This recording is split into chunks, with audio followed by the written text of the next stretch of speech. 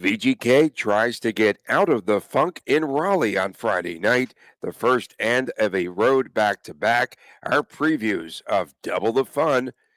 Two games, Carolina and Chicago on the road. We'll get to that on this edition of Locked On Golden Knights.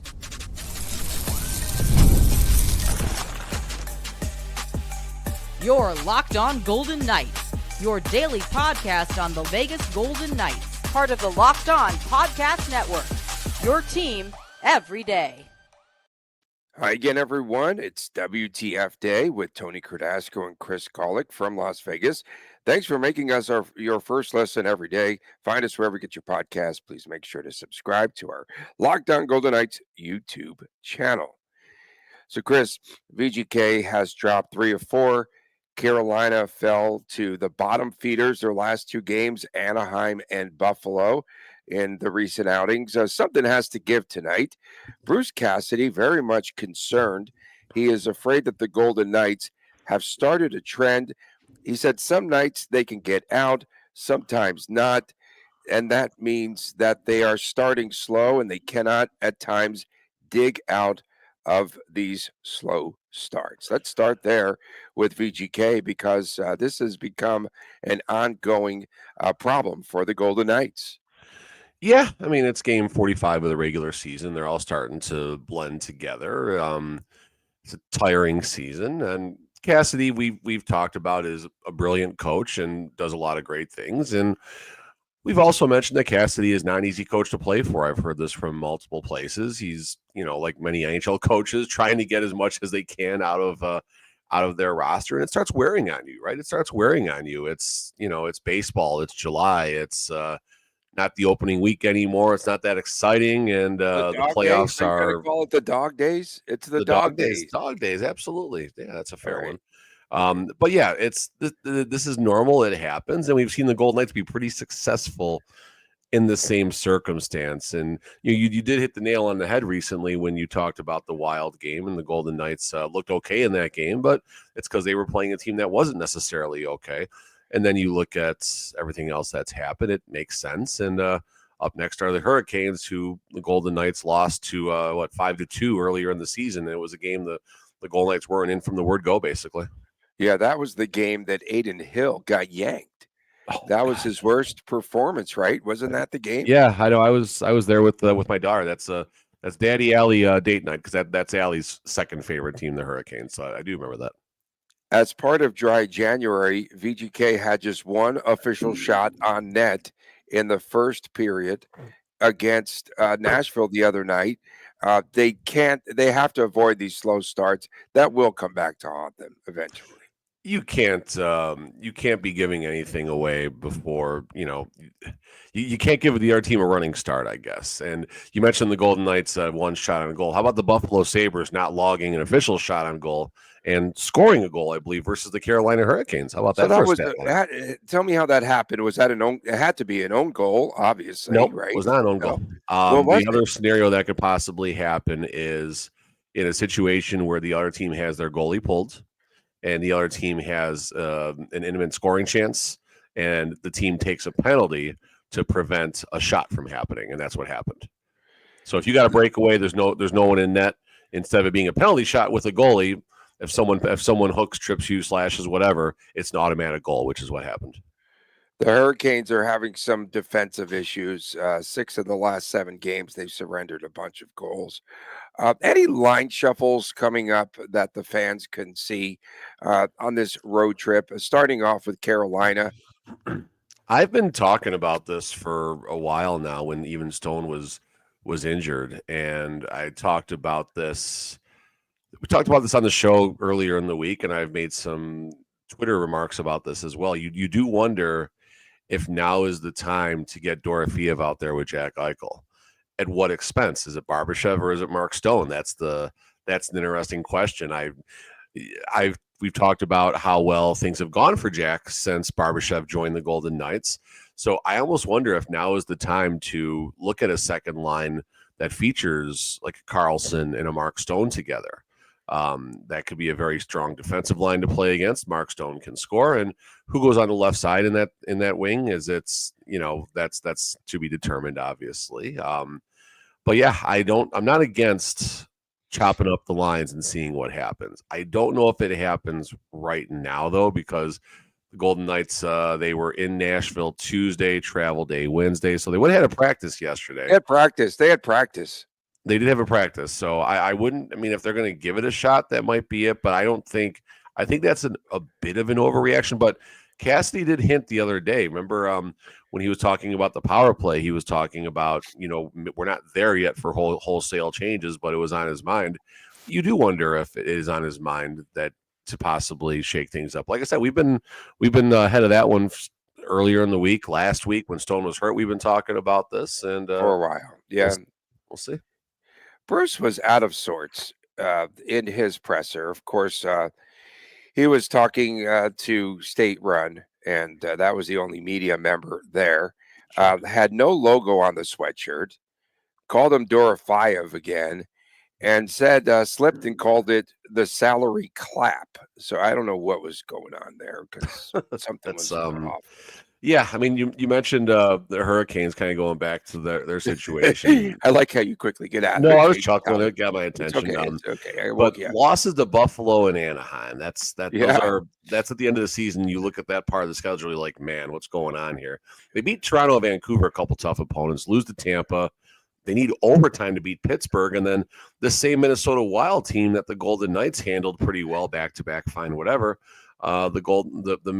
The Carolina Hurricanes got blanked 4-0, so it's hard to get a pulse on what's going on. Kachekov, I'd assume that's who the Golden Knights are going to see tonight. He beat the Golden Knights earlier in the season, 16-9-2.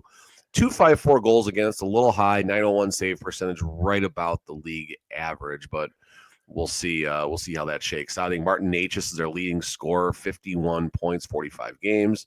Sebastian Aho, basically point per game. Svechnikov, maybe a little bit down, 32 points, 45 games. And then Seth Jarvis, 31 points, 38 games. So Hurricanes are always that team that's kind of right there. Maybe they're the lipstick on a pig version of the New York Islanders. They get to the playoffs, they make a little bit of noise, and then can they ever get over that hump? I think that's something that we'd like to see how that's going to play out. But right now, third place in that incredibly tough Metro that features the Columbus Blue Jackets holding on to a playoff spot in the Eastern Conference right now. What a story that is. Where's Martin Necas at? Because he was hot as a pistol. Leading score, 51. Okay, but he's kind of tailed off a little, right?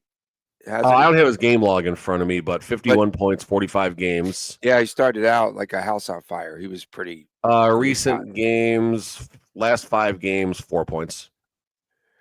Hopefully for VGK, Jack Eichel will feel better. He's recovered from whatever that illness was. He needs an IV drip. Yeah, he really did. This is always a gritty game, the way that I see it, against a Carolina team. It's always seemingly it's a really tough matchup there. I did want to tell you, I wanted to talk. I've got all sorts of notes on the napkin. The Canes recently retired the number of Eric Stahl, number 12. They did that before the Ducks game, and then they came out and laid an egg, a duck egg. And this is a player. So I know, we talked a lot about whose number will be in the rafters. I like that homegrown player who becomes the superstar, who plays for just one franchise. And Stahl, I looked up, I had to look it up. He played 12 of 18 seasons there for Carolina. So you have an argument there that he wasn't this homegrown talent, of course, acquired and played for them. But he did play a dozen seasons, so that's good news. I think that's what is this your pitch for Derek England to get his number retired? Potentially. Yeah, that's a good call there. 17-5-1 at home.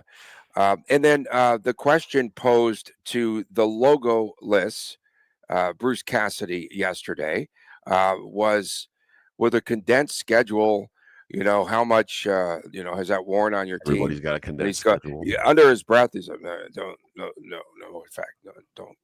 Did you? I don't know if you caught that. No, I didn't watch the presser. I was grinding He yesterday. kind of got, Um, he got dragged into that conversation. Yes, it is a condensed schedule, but guess what? Everybody They've does. had some breathing. Everyone has, yes, and they've had some breathing room here. It's not that bad. I mean, the back to back, they set it up again. It's rigged. We know that. Where VGK plays what at the start of the season, seemingly one tough game, and then the Patsy game against your Blackhawks. So they set it up just like that. Yeah, and Blackhawks are winning a couple games every now and then. It's not going to be a layup, and the Golden Knights are going to be tired going into that game. So, yeah, it's a tough grind right now. It's a tough situation. You mentioned Carolina's home record, Vegas 11-6-3 on the road right now, and can the Golden Knights find a way to generate scoring chances? Golden Knights are a very good transition team. It can go from having the puck in their defensive zone to the back of the other team's net in 3 or 4 seconds. It's remarkable to watch. I've never seen a team as good as this, at least in my lifetime, as the Vegas Golden Knights. These Eastern Conference teams, they slow those down.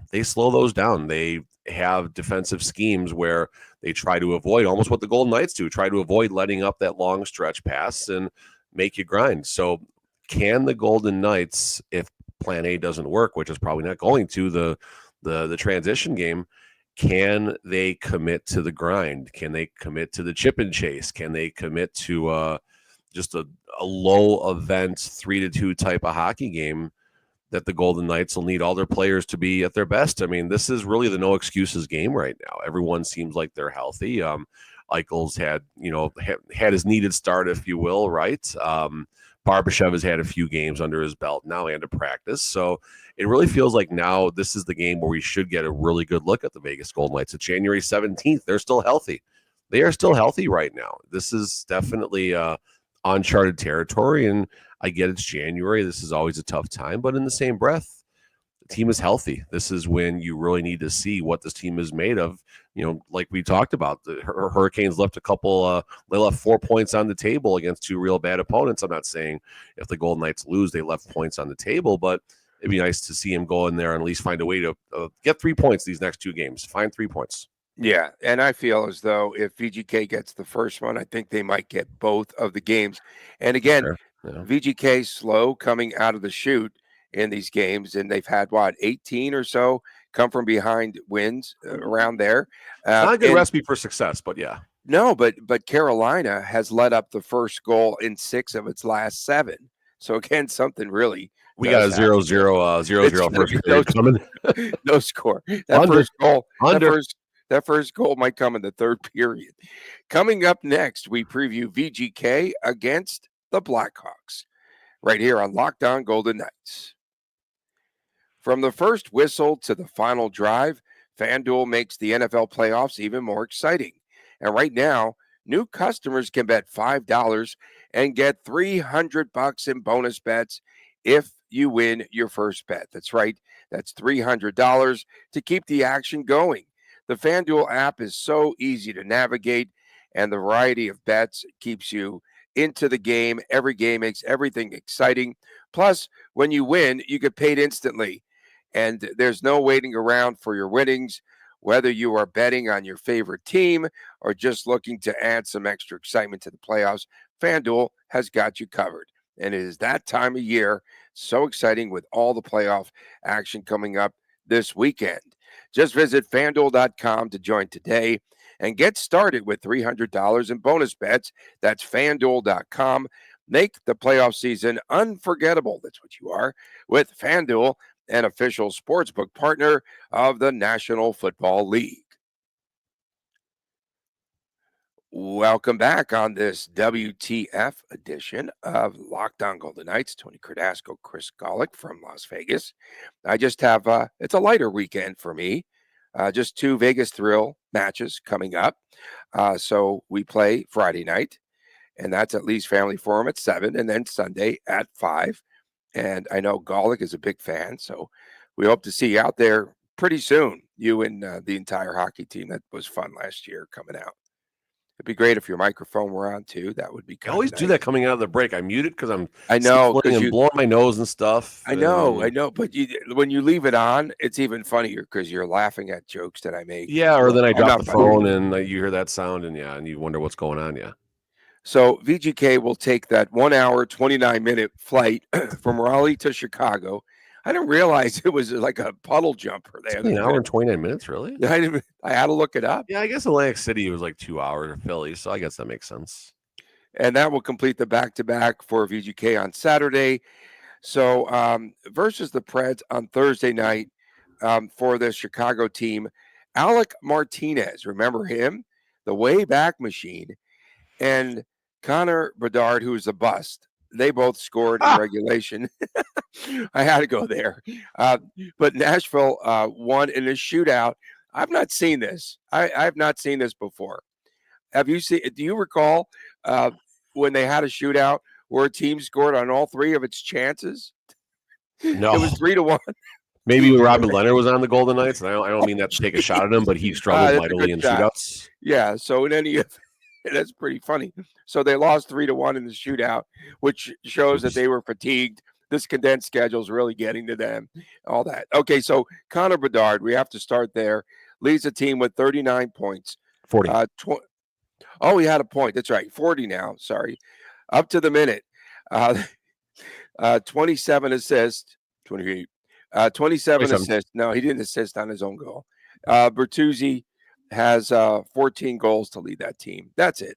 What else can you say about your Chicago Blackhawks? It's tough. As a Blackhawks fan, I still am a fan of the team and the franchise.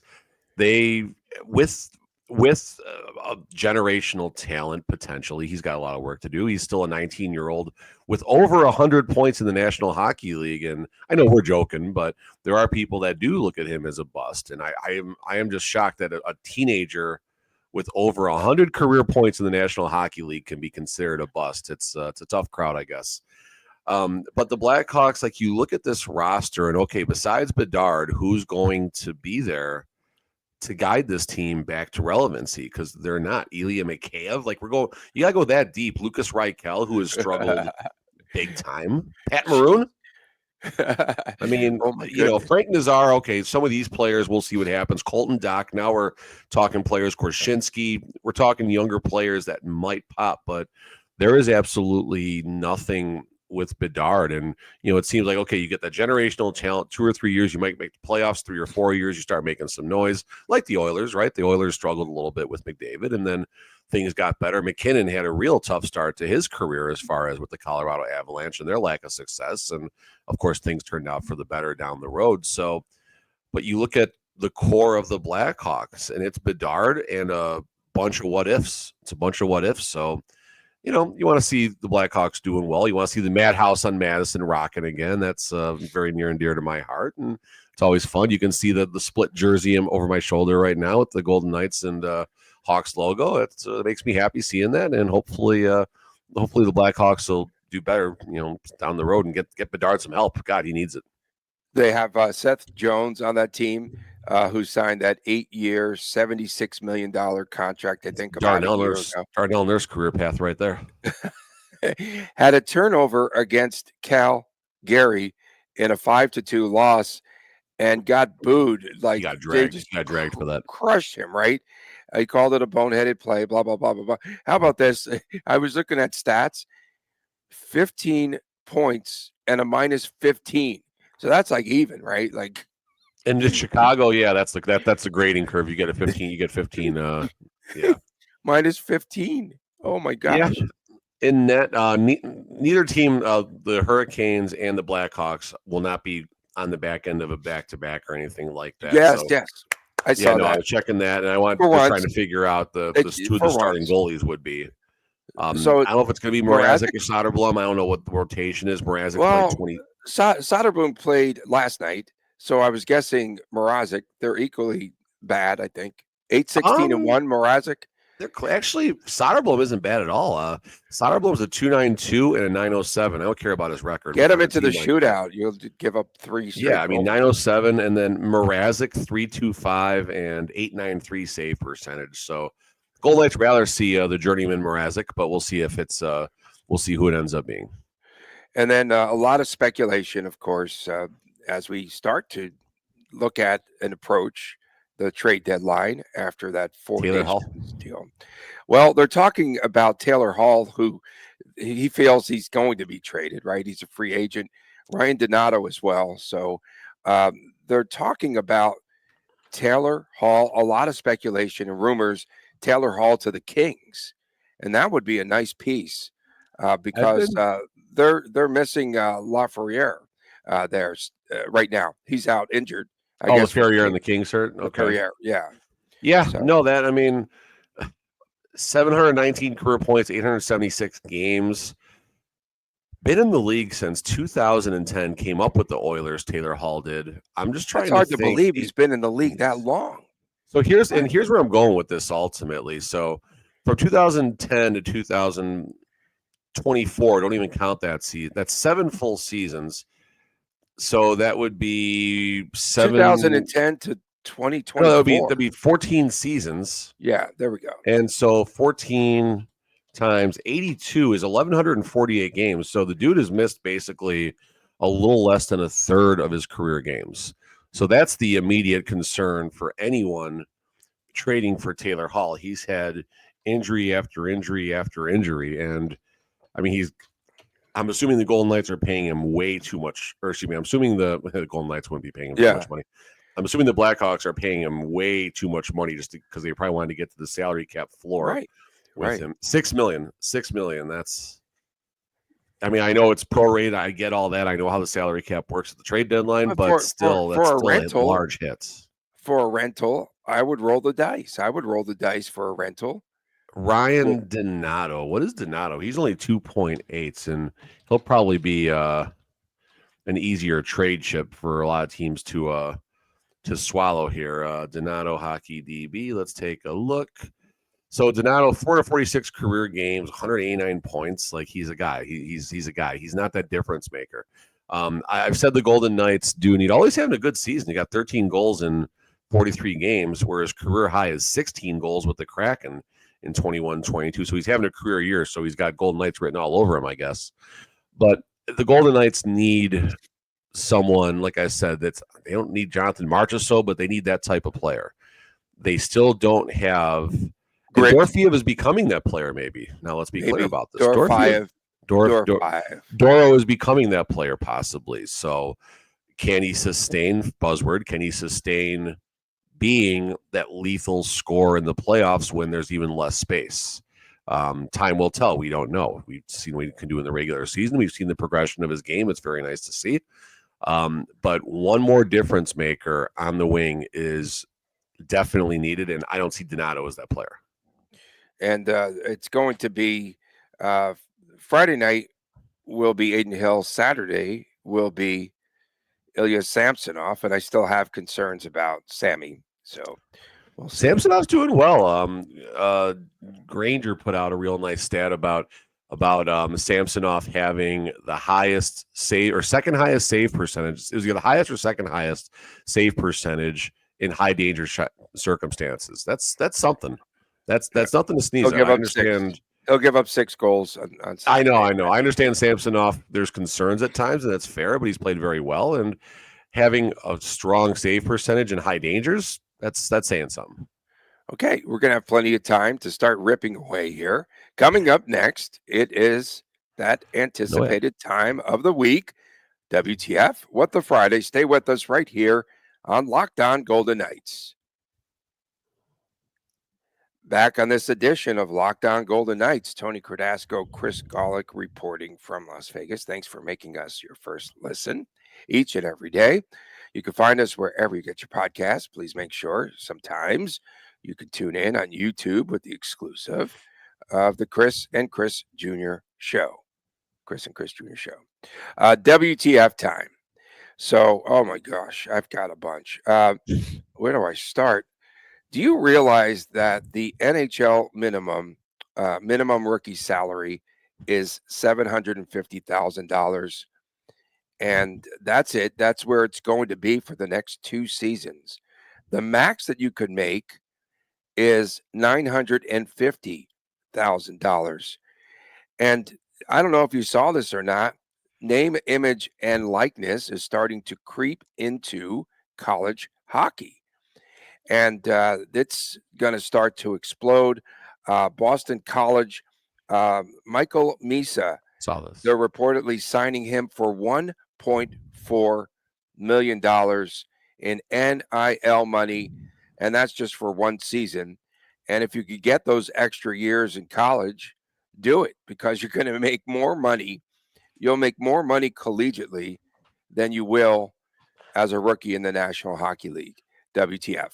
Yeah, I don't know what the NHL's motivation is as far as salary control. I don't know why they think they can get off doing that, but they do, and so be it. I mean, players should get paid what they're worth, and I understand that a rookie coming in saying I want $4 million maybe isn't the best thing, but Bedard should have got $4 million as a rookie. So and Celebrini as well. Celebrini's lining up. So yeah, it's strange to see that, and it's weird and uncomfortable even to talk about these kids getting that kind of money. And it also is it shows a broken system in the National Hockey League. You shouldn't get paid more money to play unprofessional, if that's the word, and it's not amateur, but to not play in the NHL, you shouldn't get paid more to play collegiately. That just seems weird. Go start your career in the KHL and then come back after or something.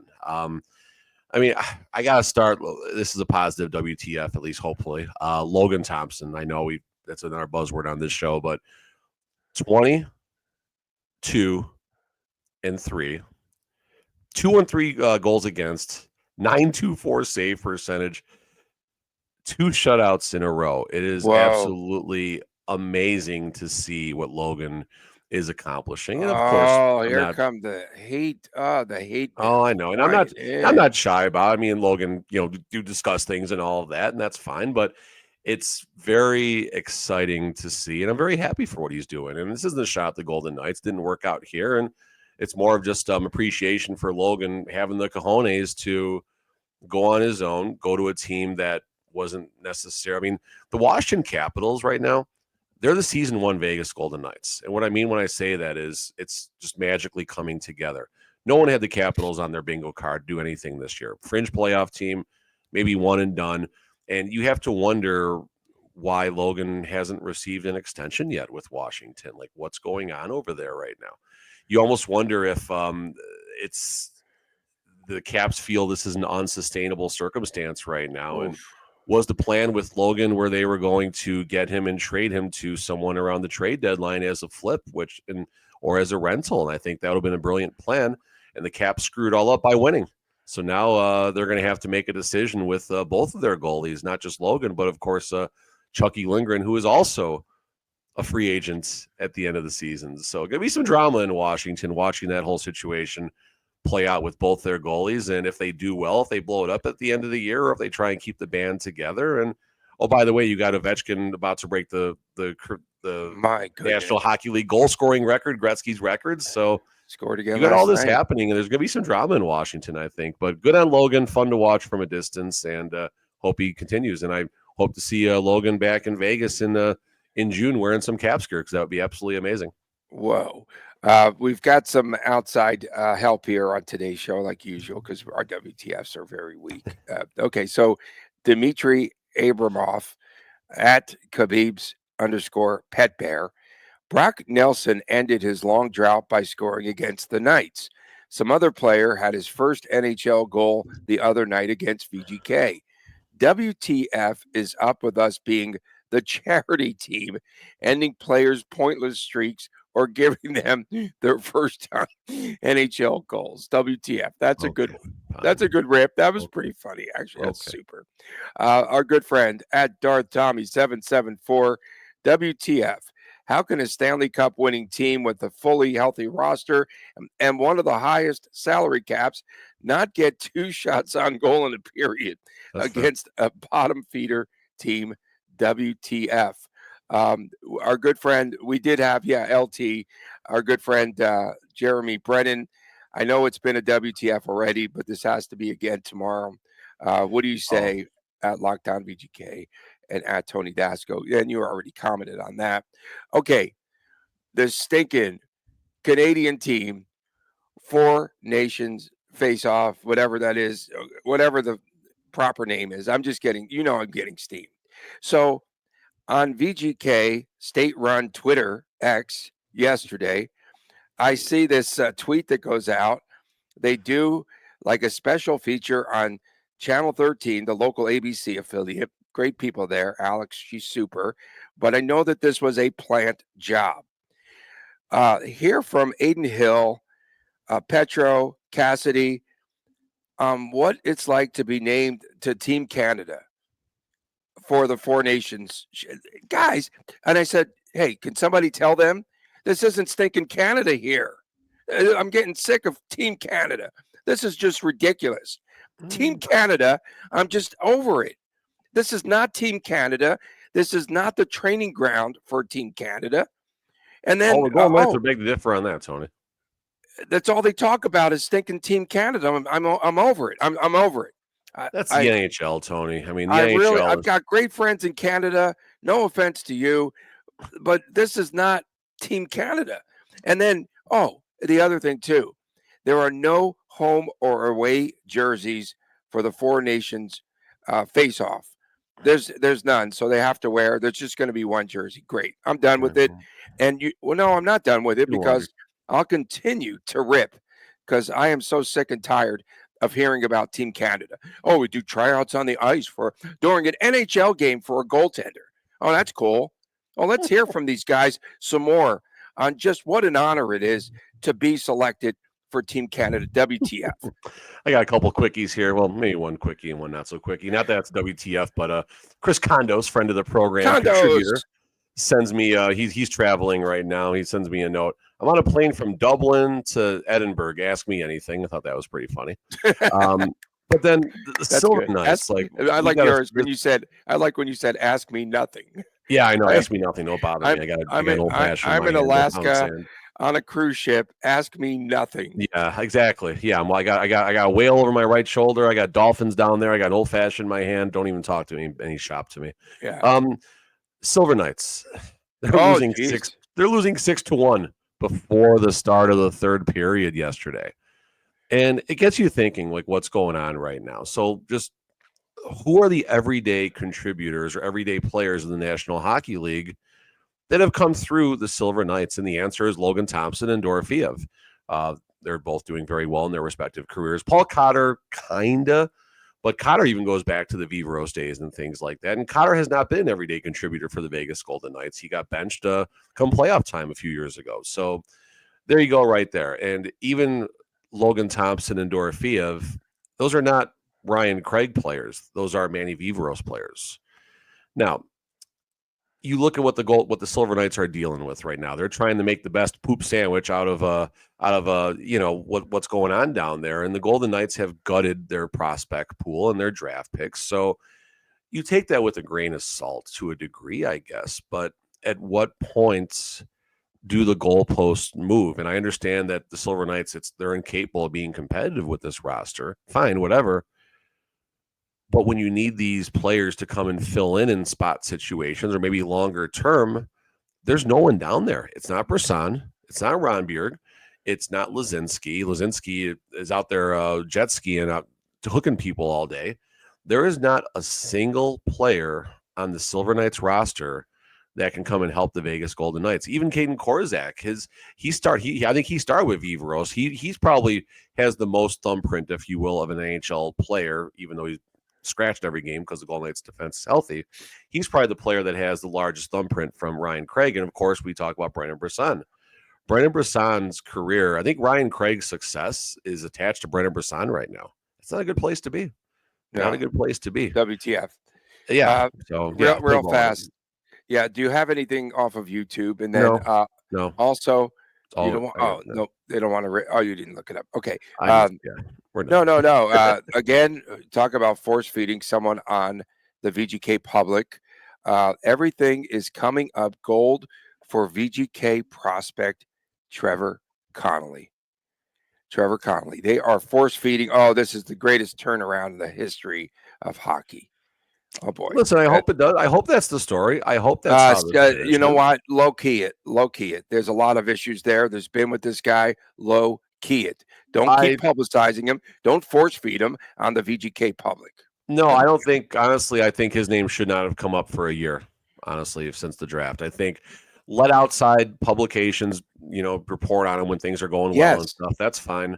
But I am with you. I think there should have been from the Golden Knights, not radio silence because you don't want No, to this is completely, but McCrimmon. This close is to it McCrimmon. This is McCrimmon. I'm going to tell you right now. This is McCrimmon telling us the kid is okay.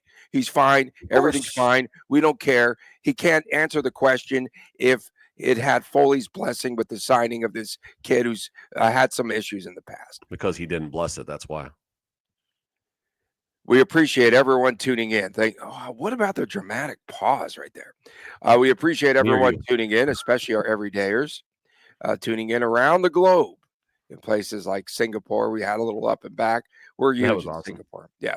Of course, don't forget to make sure that you subscribe to our Lockdown Golden Knights YouTube channel, where sometimes you find the Chris and Chris Jr. show. Please come out of semi-retirement with that. Can you? Please? Someday soon? Yeah, I got to try. I want to. Again, we appreciate you tuning in, and we'll see you again on Monday. For my man Chris Golick, Tony Cardasco here, Dasco Inferno. That the intern got a hold of my. Okay, we appreciate everyone tuning in, and we'll see you again Monday right here on Lockdown Golden Knights. And please take care.